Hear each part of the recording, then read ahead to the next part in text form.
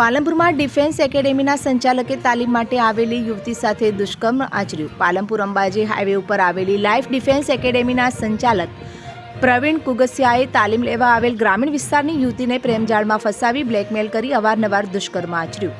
વર્ષ 2023માં ભરતીમાં પાસ કરાવવાની લાલચ આપી દુષ્કર્મ આચર્યા બાદ યુવતીના મોબાઈલમાં ફોટા પાડી કરતો હતો બ્લેકમેલ. અવારનવાર આબુ હાઈવેની હોટલો યુવતીને લઈ જઈ શારીરિક શોષણ કરી જાનથી મારી નાખવાની આપી ધમકી.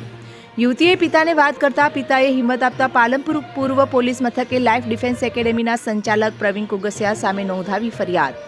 પ્રવીણ કુગસિયા અગાઉ પણ રાયોટિંગ, મારામારી, આર્મ એક્ટ સહિતના ગુનાઓમાં સબજેલ ભોગવી ચૂક્યો છે.